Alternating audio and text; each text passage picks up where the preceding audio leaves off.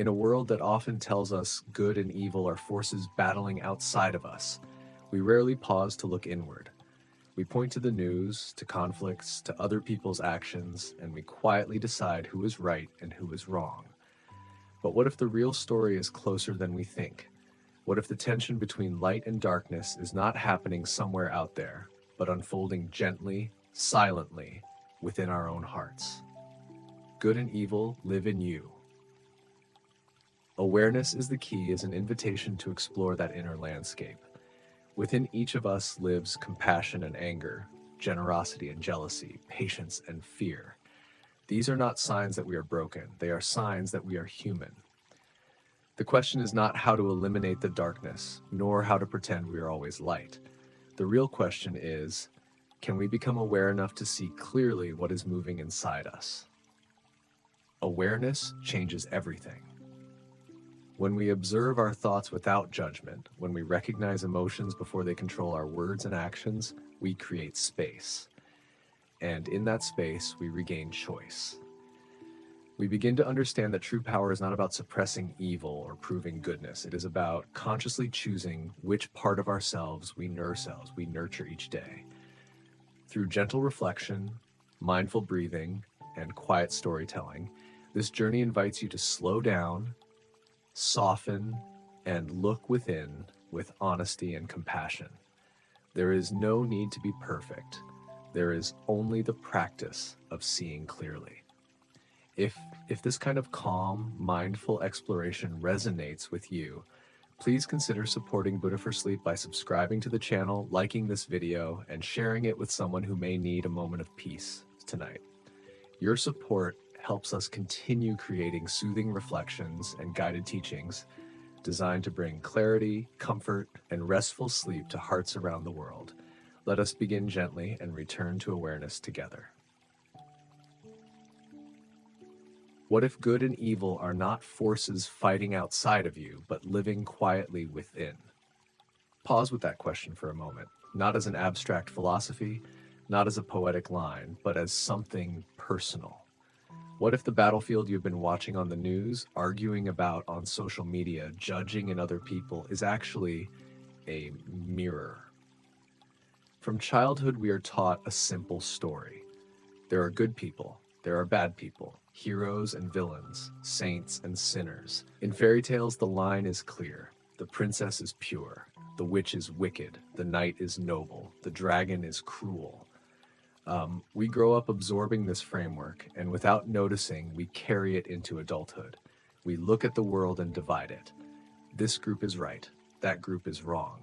This person is kind, that person is toxic. It feels safe to believe that goodness is out there in certain people, and evil is out there in others. Because if evil is outside of us, we don't have to look for it inside. But life is rarely that simple. Have you ever spoken harshly to someone you love? Have you ever felt jealousy when a friend succeeded? Have you ever secretly enjoyed being right while someone else felt small? And on the other hand, have you ever forgiven when you could have taken revenge? Have you ever helped someone without expecting anything in return? Have you ever felt a deep, quiet compassion even towards someone who hurt you? In the same heart, both possibilities exist. This is the uncomfortable truth. You are capable of extraordinary kindness, and you are capable of harm, not because you are broken, not because you are evil, but because you are human. We often imagine evil as something dramatic, violence, cruelty, corruption on a grand scale. And yes, those exist in the world, but before evil becomes a headline, it begins as something subtle. A thought, a resentment, a fear, an unexamined impulse. Likewise, goodness does not begin as a heroic act. It begins quietly, a pause, a breath, a decision not to speak the angry words rising in your throat, a willingness to listen. If we look closely, we see that what we call good and evil are not fixed identities. They are movements within the mind. They are energies, tendencies, patterns. At any given moment, one of them is being fed. Imagine your inner world as a garden. In this garden, there are seeds of compassion, patience, generosity. There are also seeds of anger, greed, insecurity, pride, All of them are present in the soil of your being. You did not choose all these seeds. Some were planted by childhood experiences, some by trauma, some by culture, some by fear, some by love. But regardless of how they arrived, they are there. And here's the essential insight. The question is not whether you have weeds. The question is which seeds you water. Society often encourages us to deny the weeds, to pretend they are not there, to present a polished image of ourselves, calm, moral, superior. But suppressed weeds do not disappear. They grow in the dark. When anger is denied, it becomes passive aggression. When envy is denied, it becomes silent resentment. When fear is denied, it becomes control. The more we insist, I am a good person, I could never be like them, the more blind we become to the subtle shadows within. And what we cannot see, we cannot transform. This is why the idea that good and evil are purely external forces is so dangerous. It keeps us distracted. It invites us to judge rather than understand. It encourages outrage without introspection. It is easy to condemn cruelty in others. It is harder to notice the small ways we are unkind. It is easy to criticize corruption. It is harder to examine where we are dishonest with ourselves. If we are honest, we will see that the line between good and evil does not run between us and them. It runs through every human heart. This realization can feel unsettling. If both good and evil live within me, then I am not purely one thing. I am not entirely light, but I am not entirely darkness either. And perhaps that is the point. You are not a fixed character in a moral story. You are a living, breathing field of potential. In one moment, you can react with anger. In the next, you can respond with wisdom. In one situation, you may act selfishly. In another, you may surprise yourself with generosity. The same person, different expressions. So what determines which side emerges? Awareness, not force, not repression, not self-hatred. Awareness. Many people believe that to be good means to eliminate all traces of negativity. They fight their anger. They shame themselves for jealousy. They push away uncomfortable thoughts. They try to construct a perfect version of themselves. But what happens when you fight a part of yourself? It fights back. When you label a feeling as bad and try to destroy it, you create inner war. And inner war eventually spills outward. Consider this. Anger itself is not evil. It is energy. It often arises from hurt, from injustice, from fear. If you are unaware of it, anger can become cruelty.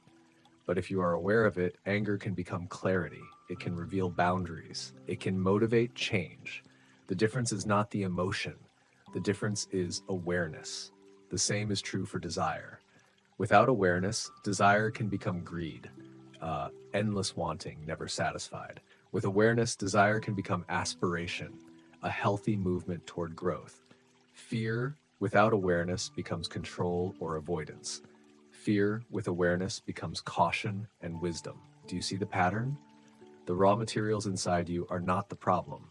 The problem is unconsciousness. When you are unconscious, you are driven by impulses you do not understand.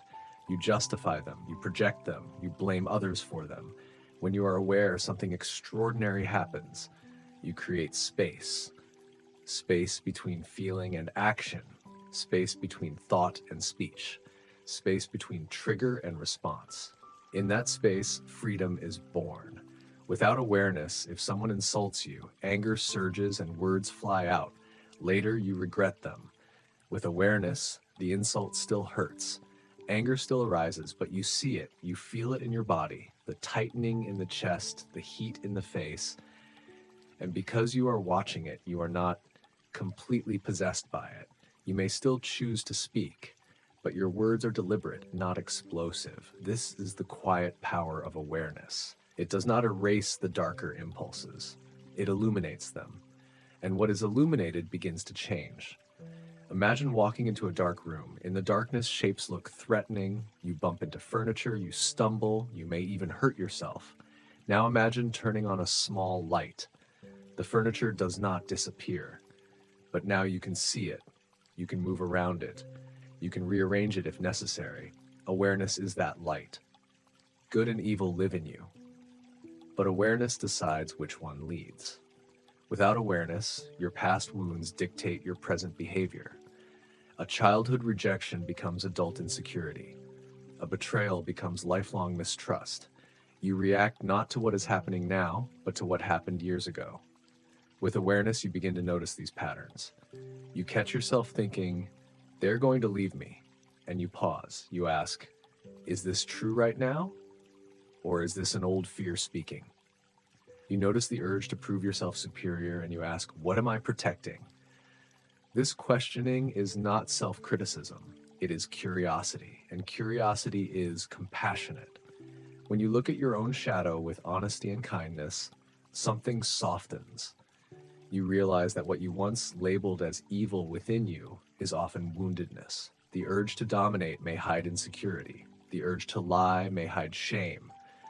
The urge to attack may hide fear. Seeing this does not excuse harmful behavior, but it allows transformation. If you only condemn yourself, you create more inner violence. If you only justify yourself, you remain stuck. Awareness walks a middle path. It sees clearly without hatred. In a world that constantly pulls your attention outward, towards screens, opinions, conflicts, turning inward is a radical act. It means taking responsibility, not for everything that happens to you, but for how you respond. You cannot control every circumstance. You cannot control other people's actions, but you can cultivate awareness of your inner movements, and that changes everything. When enough individuals stop projecting their unexamined darkness onto others, collective conflict begins to shift. When people acknowledge, yes, I too have anger, I too have selfishness, I too have fear, humility grows, and humility dissolves the illusion of moral superiority. The world does not need more people who believe they are purely good. It needs more people who are deeply aware. Because a person who believes they are purely good can justify terrible things in the name of righteousness. History has shown this again and again.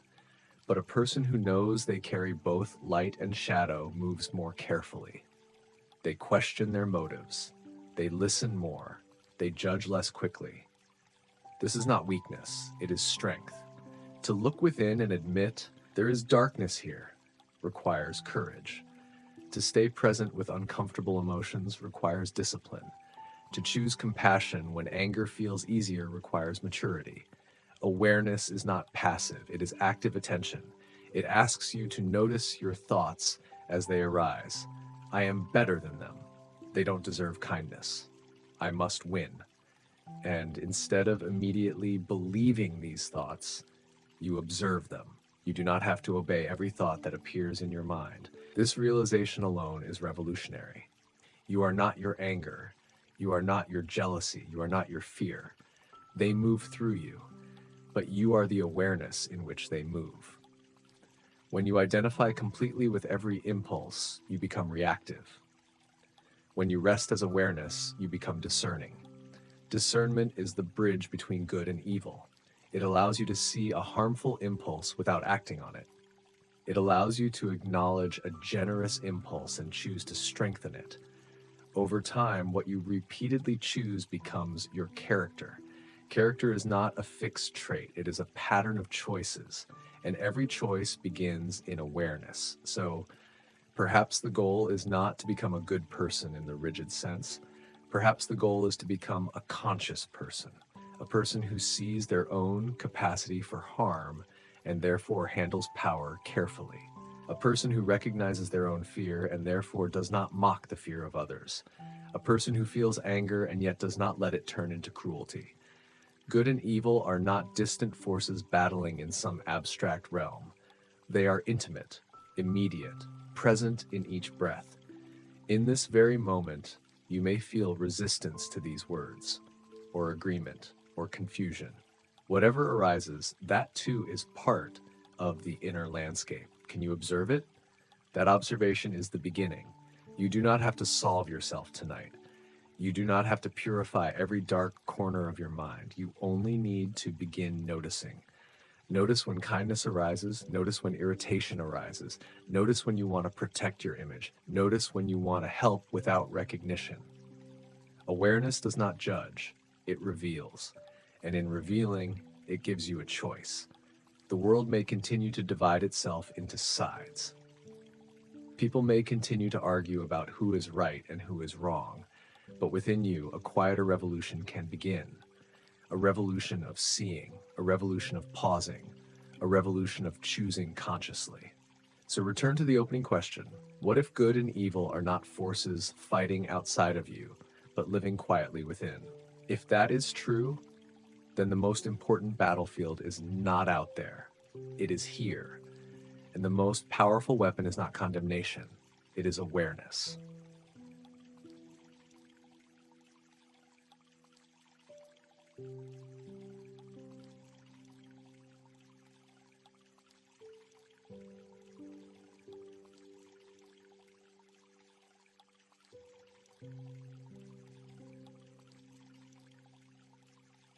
So, what is the nature of good and evil within us? Before we can transform anything within ourselves, we must first understand what we are dealing with. We use the words good and evil so easily. She is a good person. He is evil. That was a bad thing to do. But what do these words actually mean? Are they fixed labels, permanent identities stamped onto certain people? Or are they something more fluid, something alive and shifting within the human mind? If we look closely, we begin to see that what we call good and evil are not solid identities. They are movements of consciousness. They are states of mind. And like all states of mind, they arise and they pass. Let us begin with what we call good. 1. What is good? When we think of goodness, certain qualities come to mind almost immediately. Compassion, patience, forgiveness, acting for the greater good. These qualities feel warm, expansive, life-giving, but they are not abstract ideals floating somewhere beyond us. They are experiences available in the human heart. Compassion. Compassion is the ability to feel with another, not pity, not superiority, but a quiet recognition your pain matters, and I see it. Compassion arises when the boundary between me and you softens, when you realize that the fear in another person's eyes is not so different from your own fear, that the grief they carry is not foreign to your own moments of loss. Think of a time when someone spoke harshly to you. Your first impulse may have been anger, but if you paused and looked deeper, perhaps you sensed something else: exhaustion in their voice, stress in their posture, unspoken pain behind their sharp words. In that moment, compassion becomes possible. Compassion does not mean allowing harmful behavior. It does not mean becoming passive. It means understanding that behind most hurtful actions lies suffering. Compassion is strength, not weakness. It requires emotional maturity to hold your own boundaries while still seeing the humanity in the other. And yet, compassion is not constant. You have felt it strongly at times, and at other times it disappears. This alone shows something important. Goodness is not a permanent trait. It is a state that arises under certain conditions. Patience. Patience is another expression of goodness. Patience is the ability to remain steady when discomfort arises, when you wait without irritation, when you listen without interrupting, when you allow someone else to grow at their own pace. Patience is deeply connected to awareness, because impatience often comes from resistance. We resist what is happening. We want reality to move faster, change sooner, obey our timeline. But patience says, this moment is as it is. It does not mean you never act. It means you act without agitation. Consider a parent teaching a child. The child makes mistakes, repeats them, forgets what was just explained. Without patience, frustration builds. Words become sharp. The child feels shame. With patience, the same situation becomes an opportunity for guidance. The energy shifts. Growth becomes possible. Again, notice, patience is not always present. It can vanish when you are tired, stressed, or afraid. So can we truly call it a fixed identity, or is it something that must be cultivated? Forgiveness. Forgiveness may be one of the most misunderstood aspects of goodness. Many people believe forgiveness means approving what happened, or pretending it did not hurt. But true forgiveness is something else. It is the release of the need to carry hatred. When someone hurts you, anger is natural, pain is natural. But if you replay the event again and again in your mind, if you feed resentment for months or years, the original injury becomes internalized. Forgiveness is not about excusing the other. It is about freeing yourself. It says, I will not let this bitterness define me. Forgiveness often arises after deep reflection, after understanding, after allowing yourself to feel the pain fully. And again, it is not constant. Some days you feel open, other days the wound feels fresh again. This fluctuation shows that forgiveness is a living process, a state of mind that can be strengthened, weakened, renewed, acting for the greater good. To act for the greater good means to step beyond pure self-interest. It means asking, how will this affect others? Human beings are wired for survival. We protect ourselves, we seek comfort, we avoid pain. There is nothing wrong with this, but goodness expands the circle of concern. It includes family, friends, community, even strangers. When you choose honesty, even though lying would benefit you, that is acting for the greater good. When you share resources instead of hoarding them, that is acting for the greater good. When you speak up against injustice, not because it affects you personally, but because it harms others, that too is goodness in action. Yet, even this is not permanent. There are moments when you act generously, and moments when you act selfishly. So what is goodness? It is not a badge you earn once and wear forever. It is a pattern of mental and emotional states, compassion, patience, forgiveness, generosity, that arise when awareness and maturity are present. Now let us look at what we call evil. 2. What is evil? The word evil sounds heavy, dark, final. But if we examine it honestly, we see that what we call evil often begins in very ordinary emotions: anger, jealousy, greed, fear. These are not rare, they are universal. Anger is a powerful energy. It can burn relationships, destroy trust, lead to violence. But anger itself is not automatically evil. It is a signal.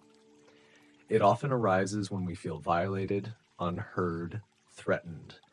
The danger of anger lies in unconsciousness. When you are unaware of anger, it controls you. It narrows your perception. It convinces you that you are absolutely right and the other is absolutely wrong. It justifies harsh words and harmful actions. Under the influence of anger, empathy disappears. Yet if you observe anger closely, you may notice something beneath it: hurt, disappointment, fear. Anger is often a protective layer. When you see this clearly, anger loses some of its destructive power. It becomes information rather than identity. You are not an angry person. You are a person experiencing anger. That distinction matters. Jealousy. Jealousy is another state often labeled as ugly or evil. You see someone succeed, something tightens inside. You compare, you feel small. Jealousy whispers, "Why not me?" If unexamined, jealousy can lead to sabotage, gossip, silent resentment. It can poison friendships. But what is jealousy really? Often it is unacknowledged desire, a longing to feel valued, to feel capable, to feel seen. When you become aware of jealousy, you can ask deeper questions. What do I believe this person has that I lack? Is that belief true?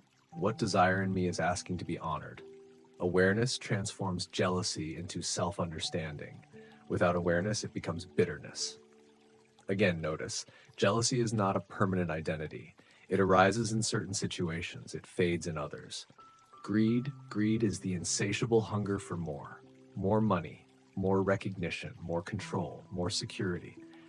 At its root, greed is often fear, the fear of not having enough, the fear of being insignificant, the fear of losing status.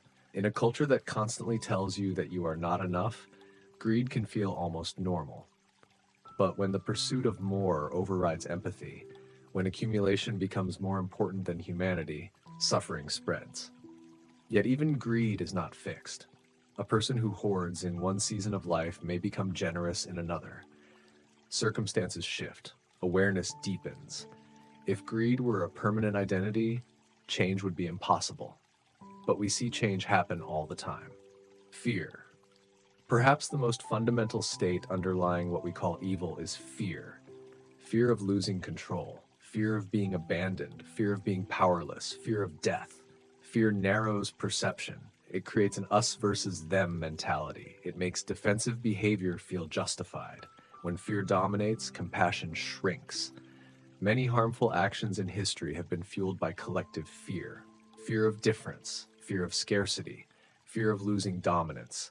On a personal level, fear can lead to lying, manipulation, aggression, not because someone wakes up wanting to be evil, but because they feel threatened. Understanding this does not excuse harm, but it reveals its psychological roots. So what do we see? Compassion, patience, forgiveness, generosity. These are states of openness. Anger, jealousy, greed, fear, these are states of contraction. Both arise in the same human mind, and here's the crucial insight. They are not fixed identities. You are not permanently compassionate. You are not permanently angry. You are not permanently generous. You are not permanently greedy. You move between these states. This movement is influenced by awareness. When awareness is present, you notice contraction as it begins. You feel anger forming. You detect jealousy rising. You sense fear tightening your body. That noticing creates a choice. Without awareness, contraction becomes action. Words are spoken, decisions are made, damage is done. With awareness, contraction can soften before it turns into harm. Similarly, when awareness is present, you recognize openness, you feel compassion emerging, you sense patience expanding, and you can nurture it. The mind is not a battlefield between fixed characters named good and evil. It is more like a sky. Clouds of anger pass through, winds of fear move across. Moments of sunlight, compassion, forgiveness appear. The sky itself remains. That sky is awareness. When you identify completely with a passing cloud, you say, I am angry, or I am jealous. But when you rest in awareness, you see anger is present, jealousy is present, compassion is present. Presence is not identity. This understanding changes how you relate to yourself and others. If someone acts cruelly and you believe they are inherently evil, you close the door to transformation.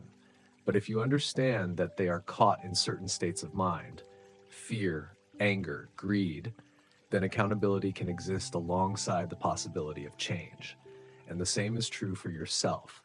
When you make a mistake, you can say, I acted out of anger rather than I am a terrible person.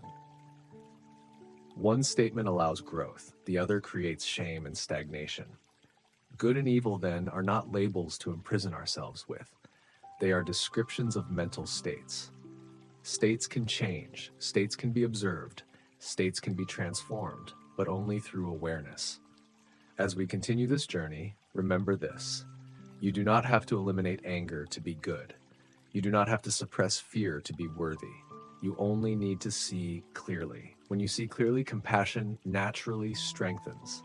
Patience deepens. Forgiveness becomes possible. Acting for the greater good becomes less forced and more authentic.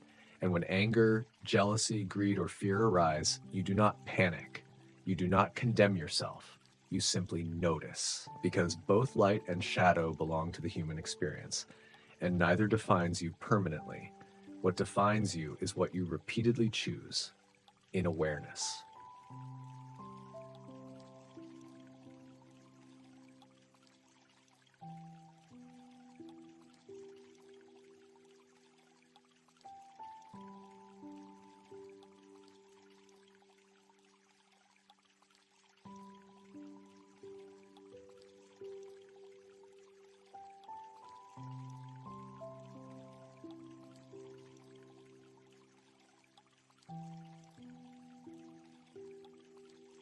There is a moment, small, almost invisible, that happens inside you before every word you speak. It is a flicker, a choice, a subtle crossroads between kindness and harm. Most of the time, you do not notice it. You only notice what comes after. The sharp sentence, the cold silence, the regret that lingers in the room long after the argument ends. We often imagine conflict as something external. Two people arguing. Two groups opposing each other, nations at war, ideologies clashing. But if you slow down and observe carefully, you will discover that every outer conflict begins as an inner movement. Before there is a spoken insult, there is a thought. Before there is betrayal, there is temptation. Before there is cruelty, there is a justification forming in the mind. The greatest battle is not in the world, it is within you. The moment before the words. Think of a time when someone said something that hurt you. Perhaps it was small, a dismissive comment, a sarcastic tone, a subtle comparison. You felt it immediately, a tightening in your chest, heat rising, a rush of defensiveness. In that instant, two impulses appeared. One said, pause, breathe, respond gently. The other said, strike back, protect yourself, win. You may have intended to speak kindly. You may have told yourself, I will stay calm this time, and yet the words that came out were sharp. Why? Because in that tiny, almost invisible gap between feeling and speaking, ego stepped in. Ego is not arrogance alone. It is the part of you that clings to identity, that wants to be right, that fears being diminished, that protects its image at all costs. When ego feels threatened, it reacts. It does not ask, what is wise? It asks, how do I defend myself? And so a conversation that could have been understanding becomes a battlefield. Later, when the emotional wave passes, you may feel regret. I didn't mean to say that. I could have handled that better. This regret reveals something important. There was another part of you, a quieter, wiser part that wanted to act differently. This is the inner struggle, not between you and someone else, but between awareness and ego. When goodness is overshadowed by ego, goodness is rarely dramatic. It is soft, patient, humble. Ego, on the other hand, is loud, urgent, reactive. When someone questions your opinion, ego feels attacked. When someone ignores you, ego feels invisible. When someone succeeds where you failed, ego feels inferior. And in those moments, goodness, compassion, patience, understanding can be overshadowed. Imagine a family dinner. A parent criticizes an adult child's life choices. The child feels misunderstood. Old wounds are touched. Childhood memories resurface. The child wants to respond calmly, wants to explain, wants to be mature. But ego whispers they never respect you. Show them you're not weak. And suddenly the tone changes. Voices rise, words become personal, old grievances are dragged into the present. The room fills with tension. Afterward, everyone feels wounded. But if you rewind the scene, you will see the inner struggle that happened before the explosion. The desire to be kind was there, so was the desire to win. This struggle is universal. It is not a sign that you are broken. It is a sign that you are conscious enough to notice the tension between your higher intentions and your conditioned reactions. Anger within the family. Family relationships often reveal the inner battle most clearly. With strangers, you can be polite. With colleagues, you can maintain professionalism. But with family, the emotional history is deep. Old roles resurface. The responsible one, the rebellious one, the overlooked one, the favored one. A simple comment can trigger years of unresolved feelings. You may tell yourself, I am an adult now. I will not react the same way. But when your sibling interrupts you, again, something familiar ignites. Anger. Not just about this moment, but about every moment you felt unheard. The mind does something interesting here. It gathers evidence. They always do this. They never change. This is why I can't stand them. Notice how quickly the mind builds a case, and the more convincing the case, the more justified the anger feels. In that state, compassion disappears. You are no longer seeing your sibling as a complex human being with their own insecurities and struggles. You are seeing them as the role they have always played in your story. The inner struggle is this. Can you pause long enough to see your own anger rising? Can you notice the narrative forming in your mind? Can you choose not to fuel it?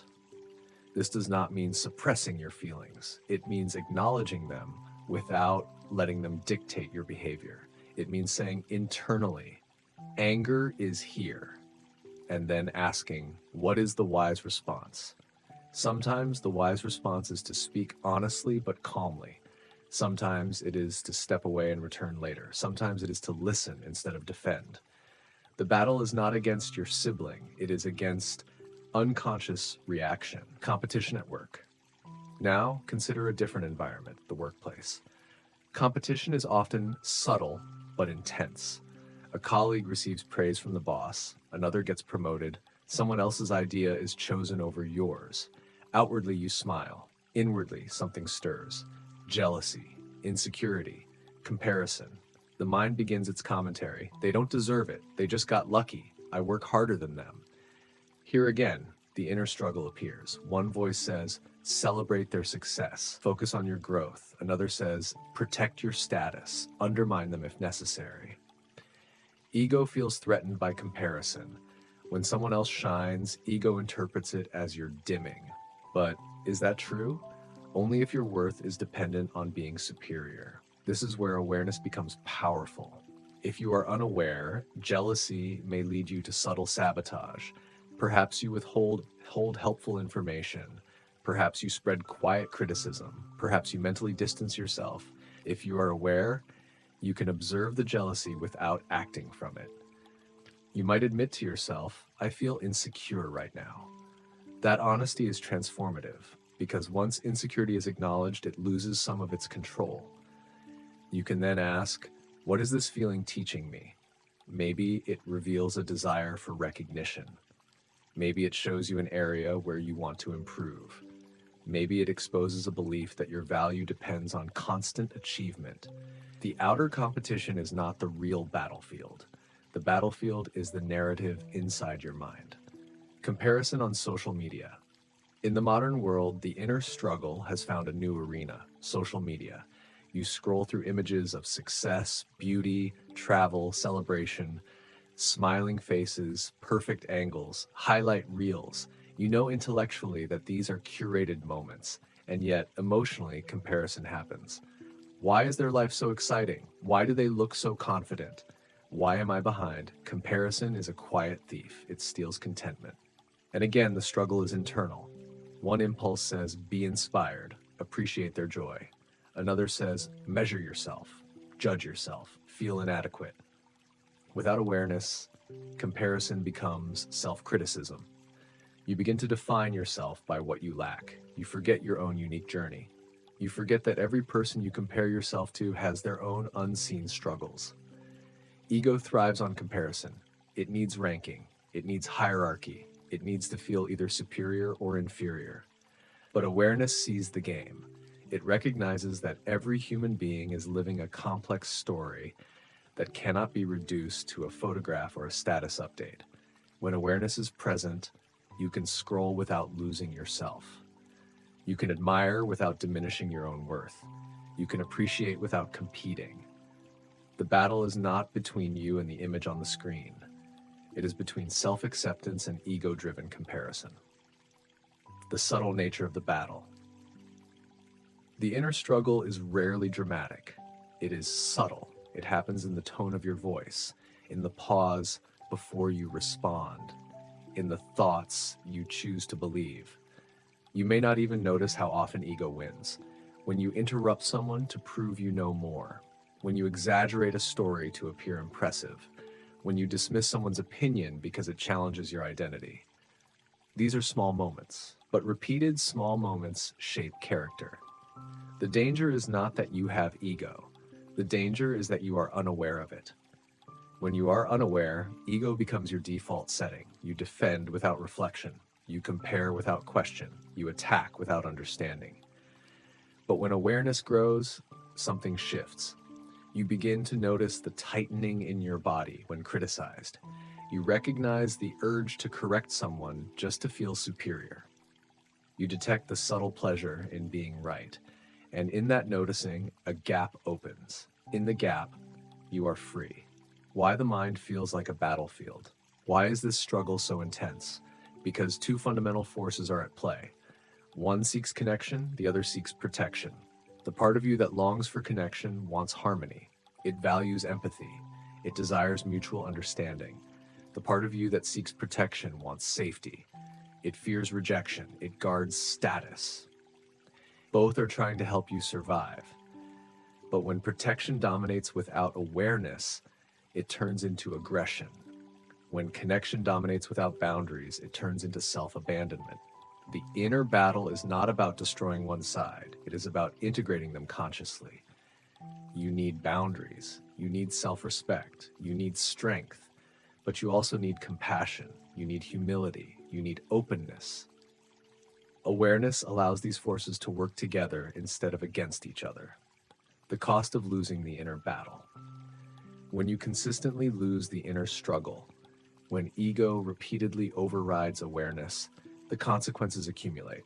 Relationships fracture, trust erodes, bitterness grows.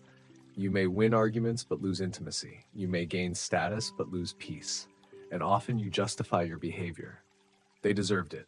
I had no choice. That's just who I am. These justifications protect ego, but they prevent growth. The most dangerous phrase in personal development is, "That's just who I am," because it turns temporary states into permanent identity. You are not just an angry person. You are not just competitive. You are not just insecure. You are a field of shifting states, and every state can be observed. Winning the right battle. The greatest battle is not in the world. It is within the mind. If you conquer external opponents but remain a slave to anger, jealousy, and pride, you are not free. If you dominate others but cannot master your own reactions, you are not powerful. True strength is internal. It is the ability to feel anger without becoming cruel, to feel jealousy without becoming resentful, to feel fear without becoming controlling. It is the ability to let goodness guide action, even when ego demands defense. This does not mean you will always succeed. You will still say hurtful words at times. You will still react impulsively. You will still feel the pull of comparison. But awareness changes the aftermath. Instead of blaming others entirely, you reflect. Instead of denying your role, you acknowledge it. Instead of repeating the pattern unconsciously, you begin to interrupt it. And gradually, the inner battlefield becomes less chaotic. Not because ego disappears, but because awareness grows stronger. A new definition of victory. Victory in this inner struggle is not perfection, it is presence. It is catching yourself mid-sentence and softening your tone. It is admitting I was wrong. It is recognizing jealousy and choosing growth instead of gossip. It is putting down the phone when comparison starts to erode your peace. These small victories are profound. They reshape neural pathways. They rebuild trust. They deepen self-respect. Over time, the part of you that values compassion becomes more stable. The part that reacts impulsively becomes less dominant. And you begin to understand something essential. The world reflects the state of human minds. Families fracture because individuals lose inner awareness. Workplaces become toxic because ego goes unchecked. Online spaces become hostile because anonymity fuels unconscious reaction. But when individuals cultivate inner awareness, the outer world shifts. Every time you choose patience over pride, the world becomes slightly less divided. Every time you choose understanding over retaliation, the world becomes slightly less violent. The revolution does not begin in governments. It begins in the space between your thought and your action. So the next time you feel the surge of anger, pause. The next time comparison tightens your chest, notice. The next time you want to win at all costs, ask yourself, what am I protecting? In that question lies the doorway to freedom. Because the greatest battle is not between you and others. It is between unconscious reaction and conscious response, between ego and awareness. And every day, in countless small moments, you are choosing which side leads your life.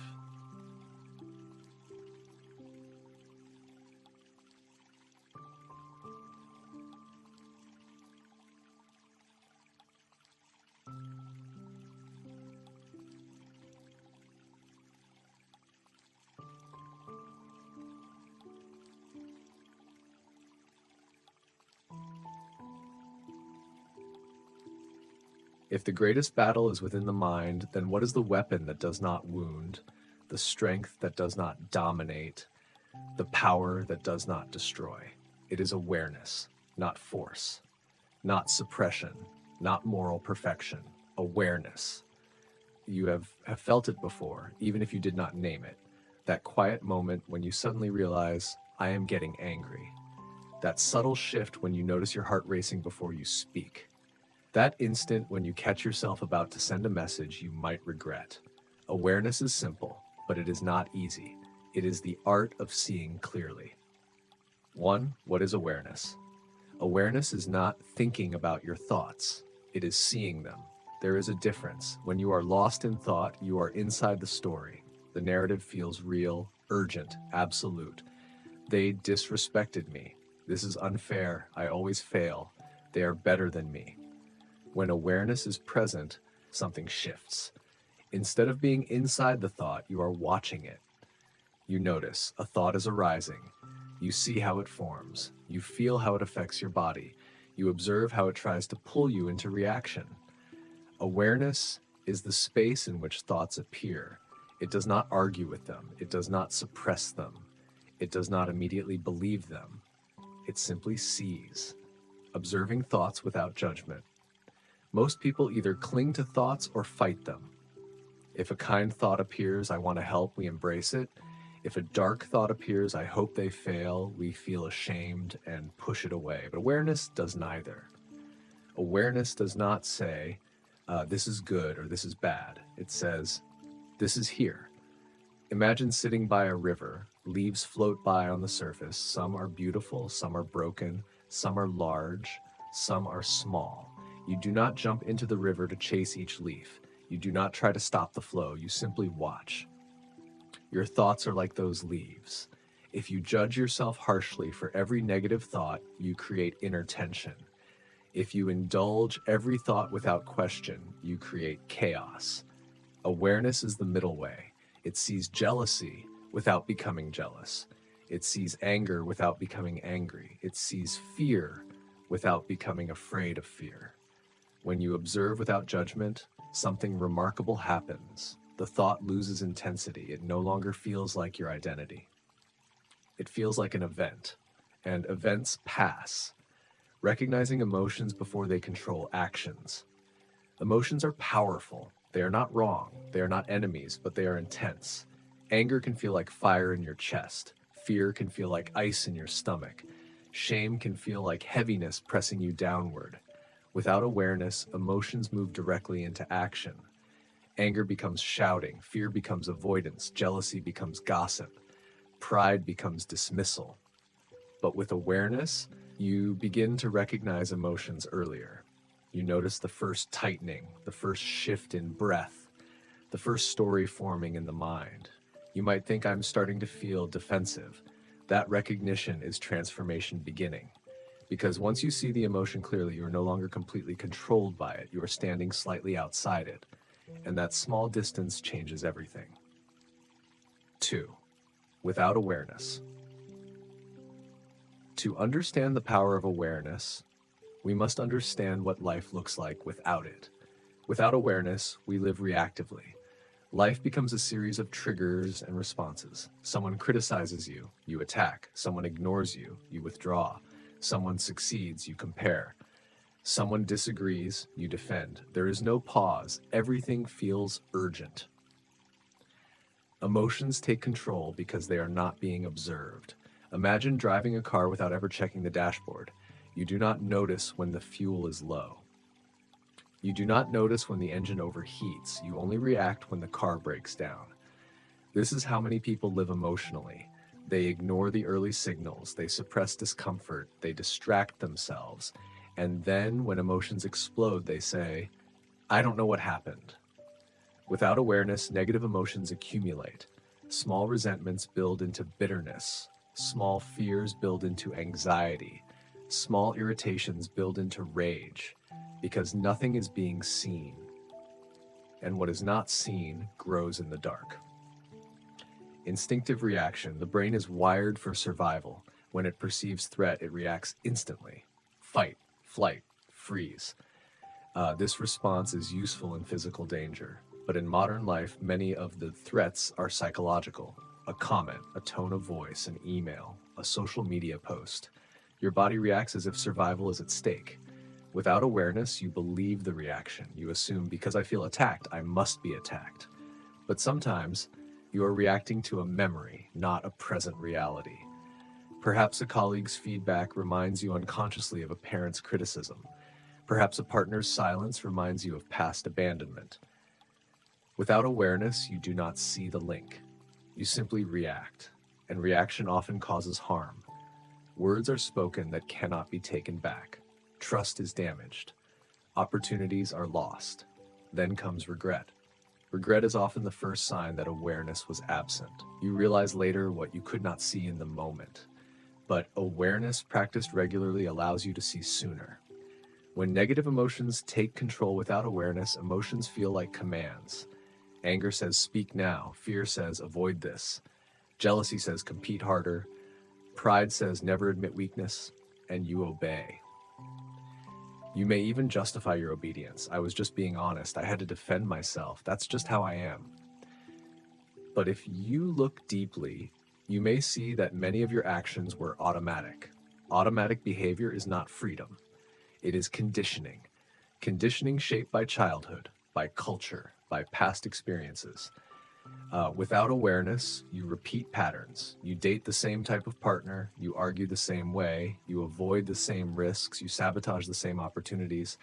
Life feels repetitive because awareness is absent, and without awareness, transformation is impossible. You cannot change what you cannot see. 3. With awareness. Now imagine a different way of living, not perfect, not emotionless, but conscious.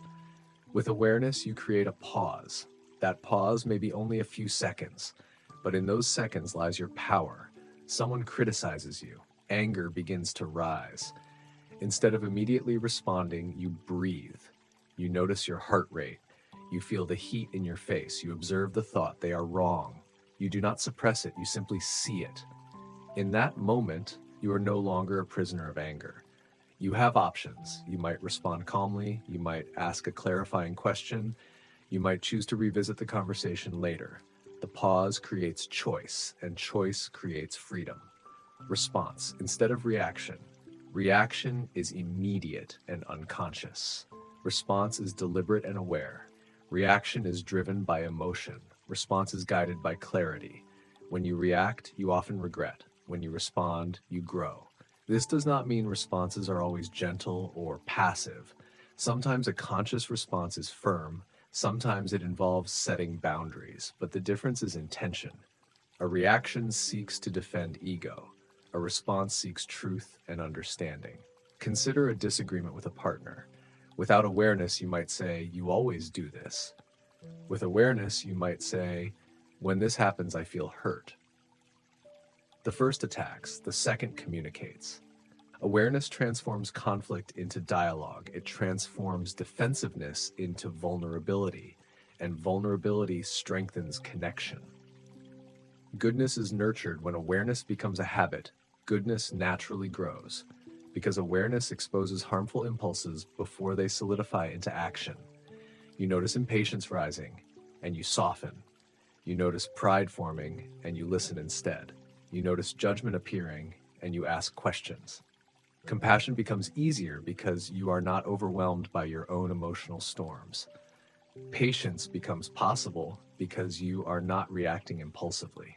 Forgiveness becomes natural because you see that others too are often acting unconsciously. Awareness does not force you to be good. It reveals the cost of being unkind. It reveals the suffering caused by ego-driven behavior. And when you see clearly, goodness feels wiser. Evil is transformed earlier. We spoke about anger, jealousy, greed, and fear. With awareness, these states do not disappear overnight, but they transform. Anger becomes information. Jealousy becomes insight. Greed becomes recognition of insecurity. Fear becomes a signal to slow down. Awareness does not destroy darkness, it illuminates it. And what is illuminated changes form. Think of ice under sunlight. It does not fight the sun, it simply melts. Similarly, when fear is seen clearly, without resistance, without shame, it softens. You may still feel it, but it no longer controls you. This is transformation, not through force, but through understanding. The practice of awareness. Awareness is not a one-time realization. It is a practice. You strengthen it the way you strengthen a muscle, through repetition. You notice your breath, you observe your thoughts, you check in with your emotions. You ask yourself, what am I feeling right now? What story am I telling myself? Is this reaction aligned with who I want to be? These questions interrupt autopilot. They bring you back to presence. Over time, awareness becomes more immediate. You catch yourself earlier, you apologize sooner, you forgive faster, you choose more wisely. The freedom of seeing clearly. The transformation brought by awareness is subtle but profound. You still experience anger, but it does not own you. You still feel jealousy, but it does not poison you. You still encounter fear, but it does not paralyze you. You are no longer trying to eliminate parts of yourself. You are learning to understand them. And understanding dissolves hostility. The war inside begins to quiet. Not because there are no impulses, but because there is space. And in that space, you are free. Awareness is the key to transformation because it shifts the locus of power. Without awareness, power belongs to impulse. With awareness, power belongs to consciousness. You cannot control every thought that arises. You cannot prevent every emotion from appearing, but you can choose what you nurture. You can choose what you act upon. You can choose who leads your life. And every choice begins with seeing. So the next time anger stirs, notice it. The next time fear whispers, listen without panic. The next time ego demands defense, pause. In that pause, goodness is given room to grow. In that pause, darkness loses its grip. In that pause, transformation begins.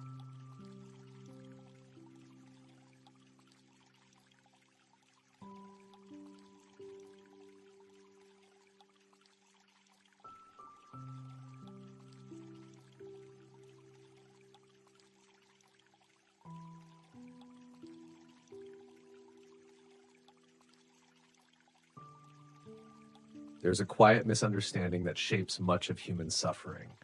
We believe that darkness must be fought. We believe that anger must be crushed, that fear must be silenced, that jealousy must be eradicated. We believe that if we are to become good, we must declare war against everything within us that feels dark. But what if this war is the very thing that keeps us divided? What if good and evil are not enemies? What if what we call evil does not need hatred, but understanding? The instinct to fight the darkness. When you feel anger rising, what is your first instinct? Often it is resistance. I shouldn't feel this. This is wrong. I must calm down immediately. You may try to suppress it. You may try to distract yourself, or you may judge yourself harshly for having the emotion at all. This reaction is understandable. From childhood, many of us were taught that certain emotions are unacceptable. Anger is bad. Jealousy is ugly. Fear is weakness. Pride is selfish. So when these emotions appear, we feel ashamed, and shame adds another layer of suffering. Now, there is not only anger, there is guilt about anger. Not only fear, but fear of being afraid. The inner world becomes a battlefield. One part of you says, this emotion is dangerous. Another part says, but it's here, and the conflict intensifies. But have you ever noticed something surprising? The more you fight an emotion, the stronger it seems to become. The more you say, I must not be angry, the more anger simmers beneath the surface. The more you try to eliminate fear, the more anxious you feel about being anxious. Why? Because resistance feeds what it resists. When you treat a part of yourself as an enemy, it does not disappear. It goes underground. And what goes underground often grows in darkness. Evil does not need to be hated. It needs to be understood.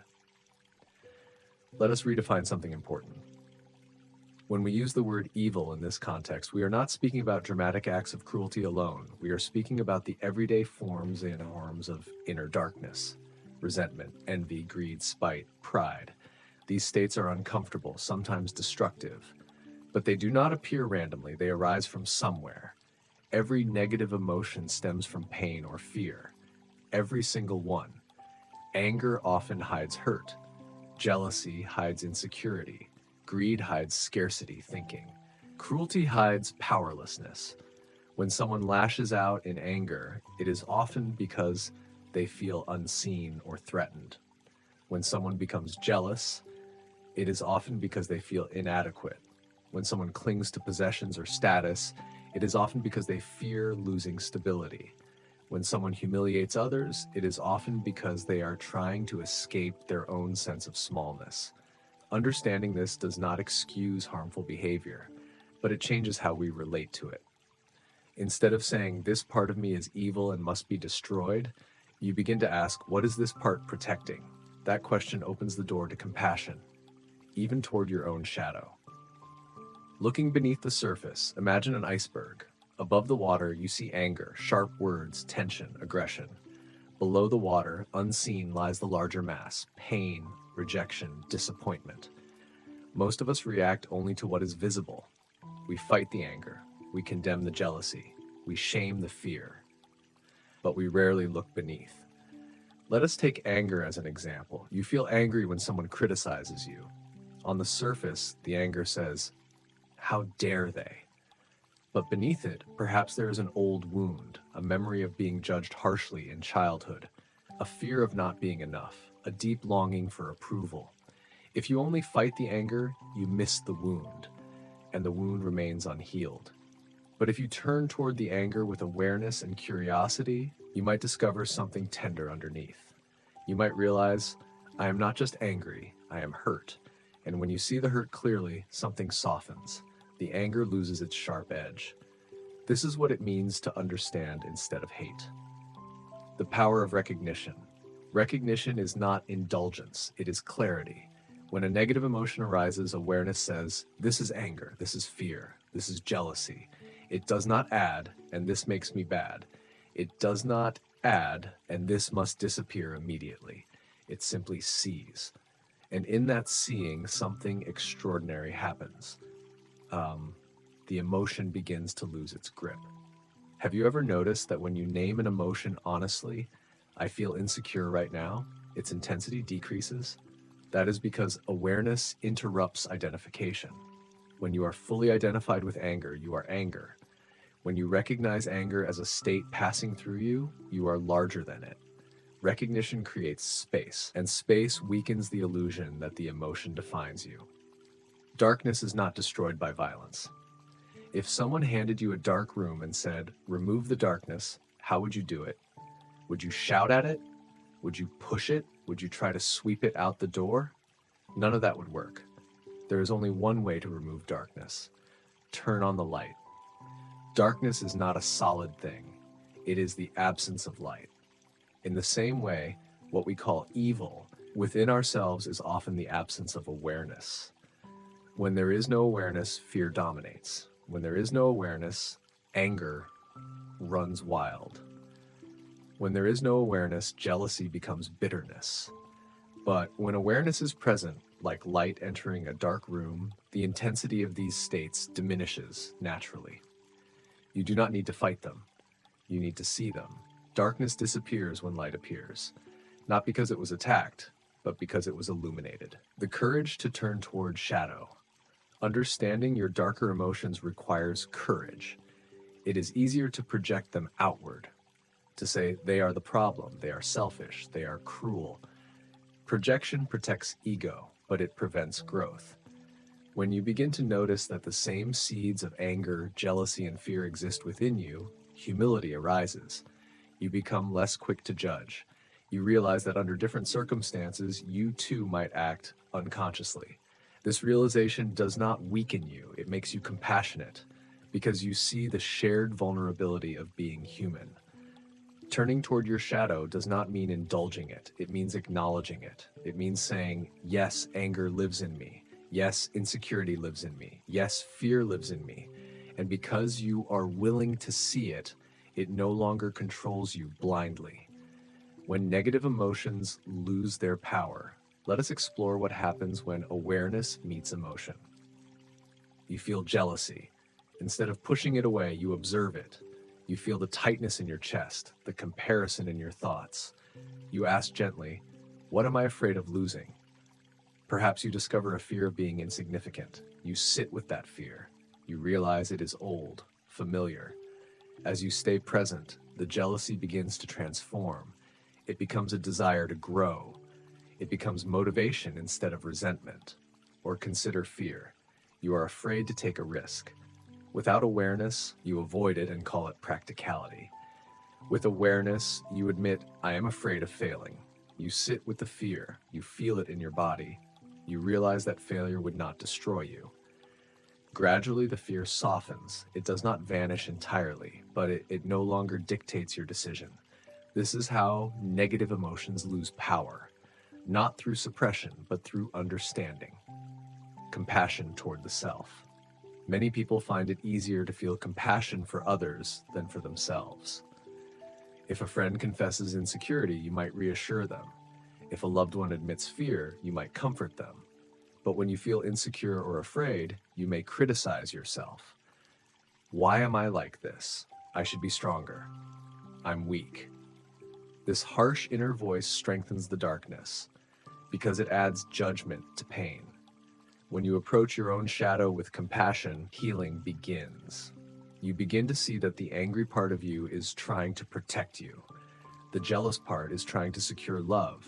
The fearful part is trying to keep you safe. They may be misguided, but they are not malicious. Understanding this transforms your relationship with yourself. You stop fighting yourself, and when the inner war ends, outer conflicts soften too. Good and evil as teachers. What if both light and shadow are teachers? Compassion teaches connection. Patience teaches endurance. Forgiveness teaches release, but anger teaches boundaries. Jealousy teaches desire. Fear teaches caution. If you reject the shadow completely, you lose its lessons. The goal is not to eliminate these states. It is to learn from them without being controlled by them. Anger can reveal where you need to stand up for yourself. Jealousy can reveal what you truly value. Fear can reveal where growth is possible. Awareness transforms them from enemies into guides. The end of inner division. When you stop labeling parts of yourself as enemies, something profound happens. You feel less fragmented, less ashamed, less defensive.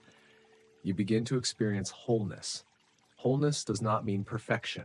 It means integration. It means light and shadow coexist, but light leads. Awareness does not destroy darkness. It surrounds it. It understands it.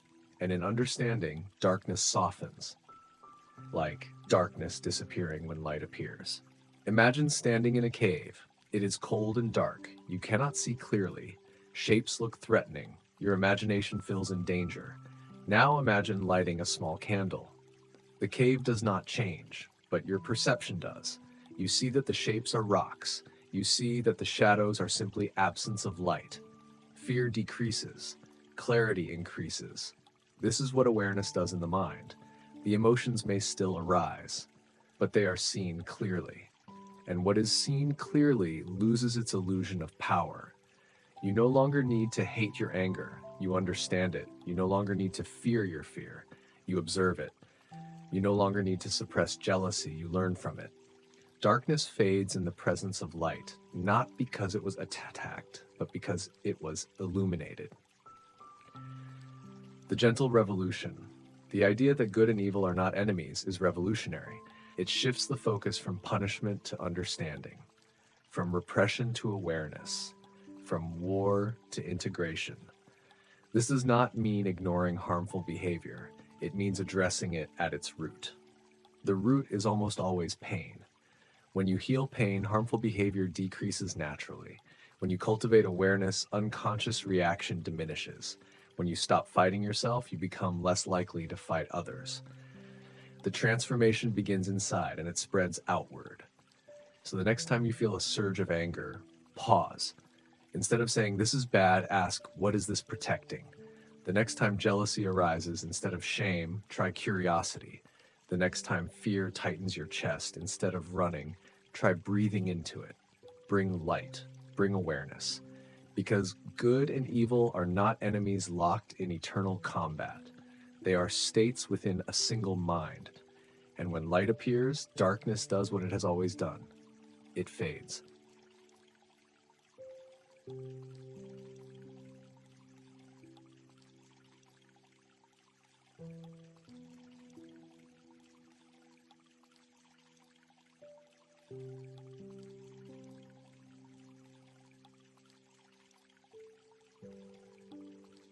Tonight, we move from understanding into practice. Awareness is not a theory. It is not a philosophy to admire from a distance. It is something alive, something intimate, something that breathes with you. It is not something you achieve once and keep forever. It is something you return to again and again, like coming home. In the teachings of the Gautama Buddha, awareness was never meant to be complicated. It was not reserved for monks in forests. It was not locked inside temples. It was meant for ordinary moments, moments like anger, moments like jealousy, moments like doubt, moments like fear. And so tonight, we explore how awareness lives in daily life, gently, simply, practically. One, observing the breath. When angry, anger often feels sudden. It rises like fire, quick, hot, demanding action. Your heart tightens, your breath shortens, your thoughts sharpen. And in that moment, awareness feels very far away. But this is exactly where awareness belongs, not after the anger, not when you are calm again, right there, in the heat. The first practice is simple. When anger arises, do not fight it, do not justify it, do not suppress it. Observe the breath. That is all. Notice how it changes. Is it fast, shallow, heavy? You are not trying to calm it immediately. You are not trying to become spiritual. You are simply watching. Breath in, breath out. Anger lives in the body. And the breath is the doorway back to the body. When you observe the breath, something subtle happens. You create space. Before awareness, anger feels like you. After awareness, anger becomes something you are observing. Not I am angry, but anger is here. That shift is powerful. The anger may still be strong, but now it is not in control. You are witnessing it. Imagine holding a lantern in a dark room. The darkness does not fight the light. It simply disappears where light shines. Your awareness is that lantern. When you observe your breath during anger, you are not extinguishing the fire. You are illuminating it. And fire that is seen clearly loses its wildness. With practice, you may begin to notice the early signals, a tightening jaw, a quickening pulse, a sudden defensive thought. And in that early moment, you breathe. Just one conscious breath can interrupt a chain reaction. This is not weakness. It is mastery. 2, noticing jealousy without self-blame. Jealousy is quieter than anger. It often hides behind comparison. Someone else succeeds, someone else is praised, someone else is loved, and something inside you contracts. A small voice whispers, "Why not me?" Jealousy can bring shame. We may judge ourselves for feeling it. I shouldn't feel this. I'm being small. I'm not spiritual enough. But awareness does not judge. Awareness simply notices. When jealousy arises, pause. Instead of pushing it away, look at it gently. Where do you feel it in the body? In the chest? In the stomach? In the throat? Jealousy often carries fear.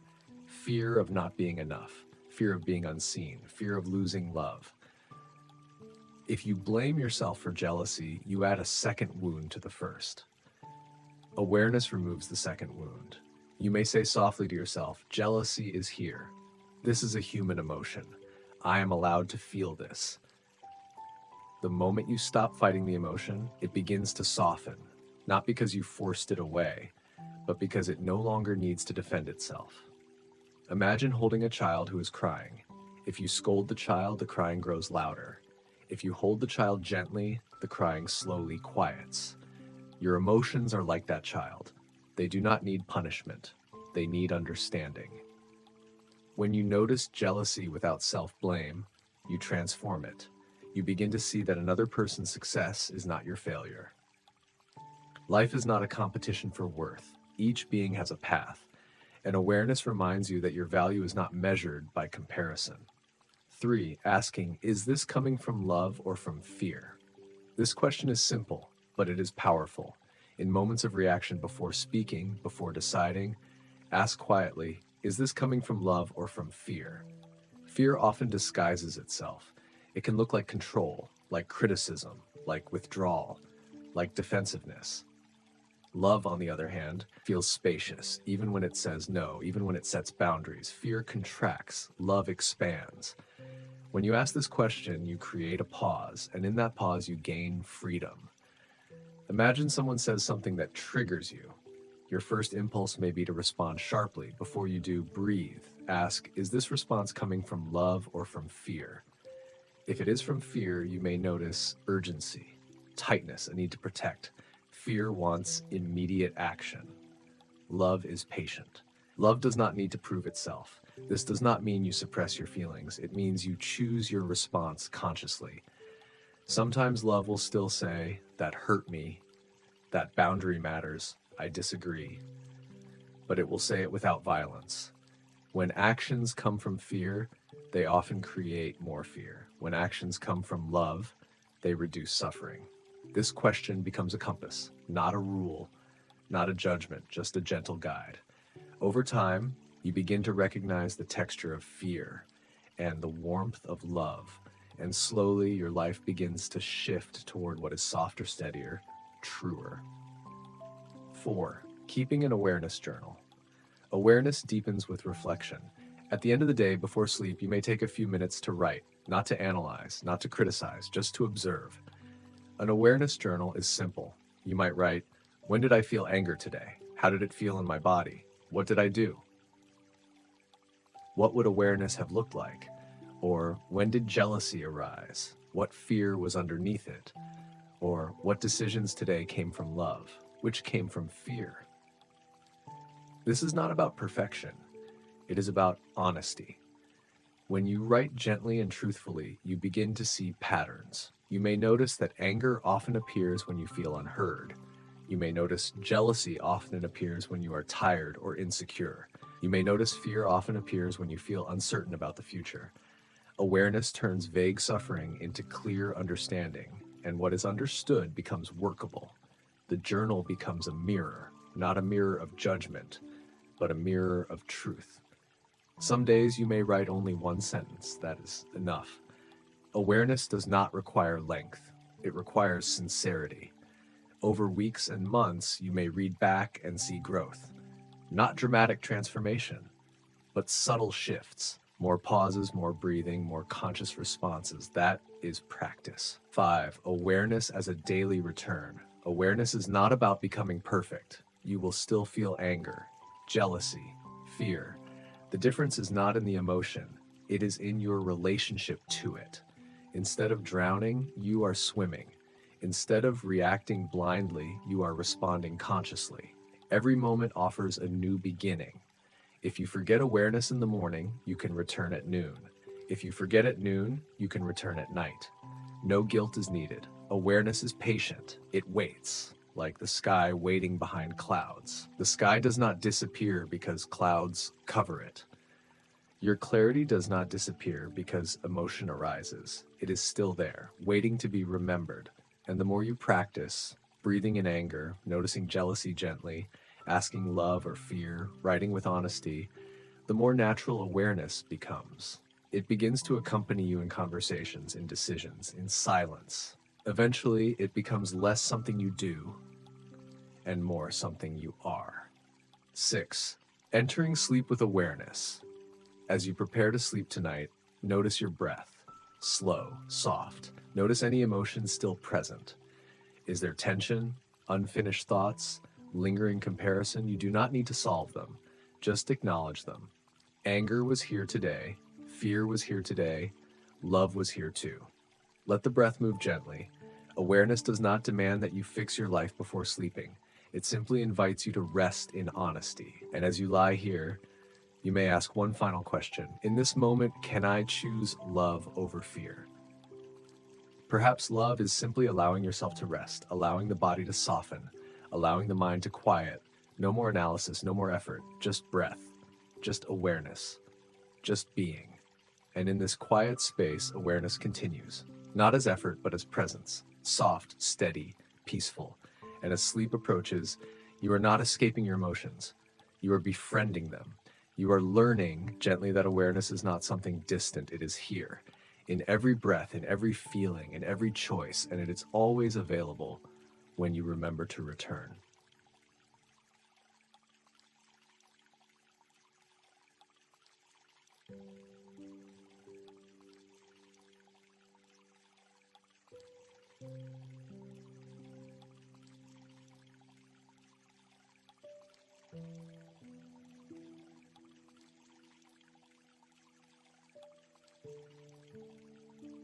Tonight, we arrive at something very simple. Not a new belief, not a new philosophy, not a new identity to wear, but a quiet realization. True power has never been what we thought it was. It is not control. It is not dominance. It is not the absence of weakness. True power is awareness, and awareness is gentle. 1. You do not need to become perfect. For most of our lives, we have been chasing an idea, the idea of becoming better, stronger, kinder, more disciplined, more spiritual. Somewhere along the way, we began to believe that peace would arrive only when we eliminated every flaw, when anger no longer appeared, when jealousy never whispered, when fear never tightened the chest.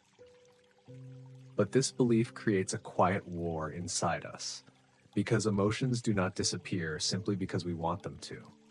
The more we try to be perfect, the more we reject the parts of ourselves that feel imperfect, and rejection creates division.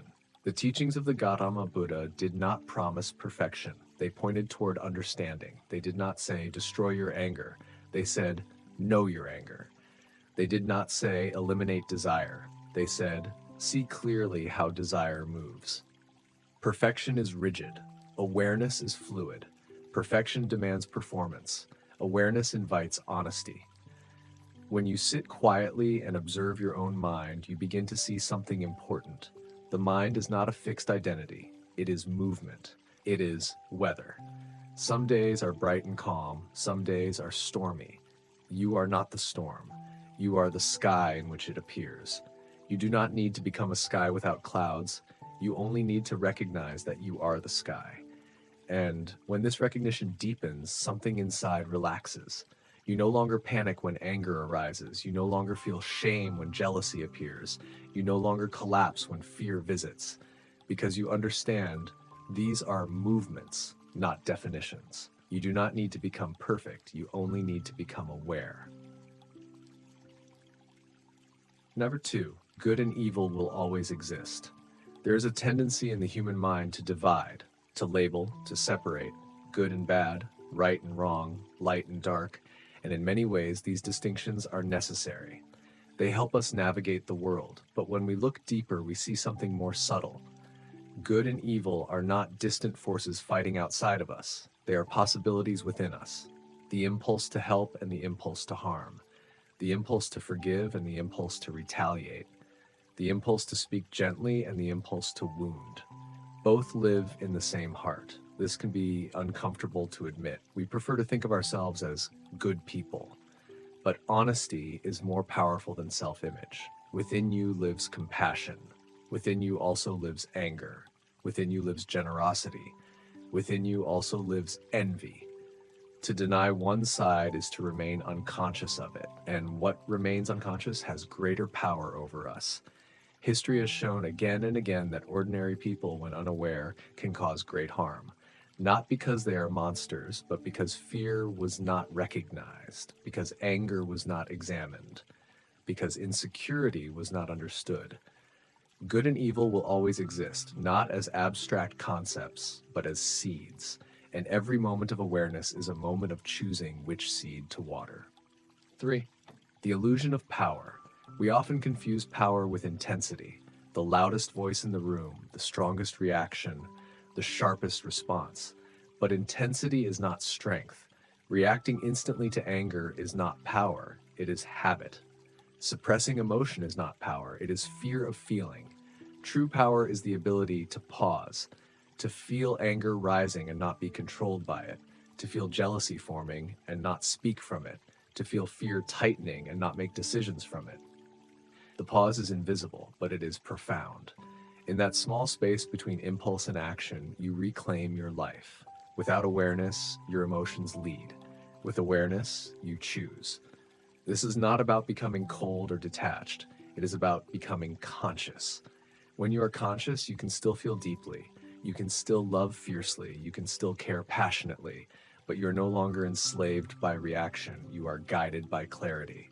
And clarity is quiet strength. Number 4, choosing what to nourish. Imagine your inner life as a garden. In this garden grow many plants: compassion, patience, kindness, courage, but also resentment, pride, greed, fear. You cannot pretend the weeds are not there. You cannot shout at them to disappear, but you can choose what you water.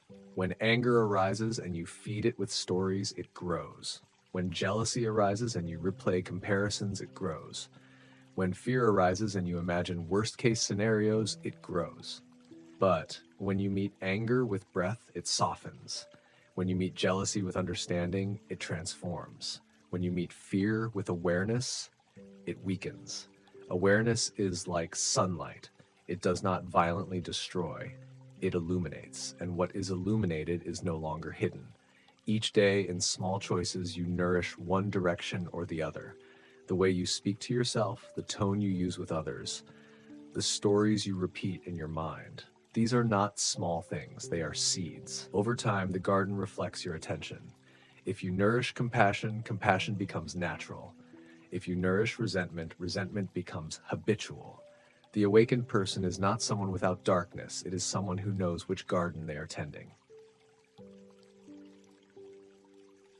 Number 5, the courage to see yourself. Awareness requires courage. It is easier to blame, easier to say, they made me angry, they caused my jealousy, they are the problem.